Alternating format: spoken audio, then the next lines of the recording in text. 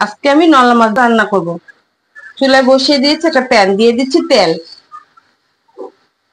তেলটাকে প্যানে সব জায়গায় মিলিয়ে নিতে হবে। দিয়ে দিচ্ছি মাছ। মাছটা ভাজা হয়ে গেছে, এটা এখন আমি নামিয়ে নিব। তরকারি রান্না করার জন্য একটা প্যান বসাই দিলাম। প্যানে দিয়ে দিচ্ছি তেল,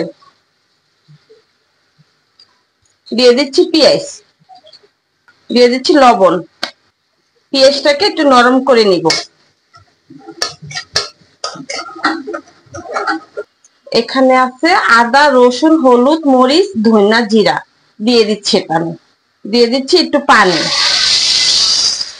মশলাটাকে এখন কষাই নিব ভালো করে। মশলাটা কষানো হয়ে গেছে, দিয়ে দিচ্ছি সবজি, আলু, পটল।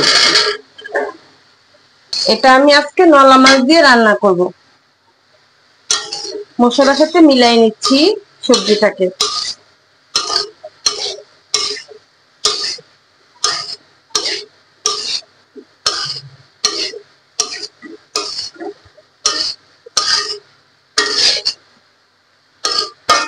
মিলানো হয়ে গেছে, একটু ঢেকে দিব। সবজিটা কষানো হয়ে গেছে, এটাতে এখন আমি পানি দিয়ে দিব। দিয়ে দিচ্ছি পানি।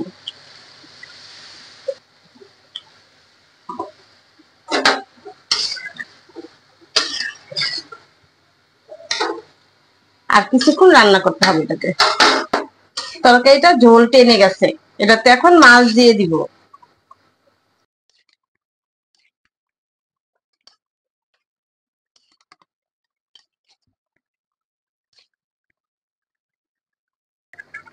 তরকারিটা হয়ে গেছে, দিয়ে দিচ্ছি টমেটো। আর 5 মিনিট চুলা রাখবো, তারপর নামিয়ে ফেলবো। তরকারিটা হয়ে গেছে, এখন আমি নামিয়ে ফেলবো। কমেন্ট করে জানাবেন কেমন হলো। আল্লাহ হাফেজ।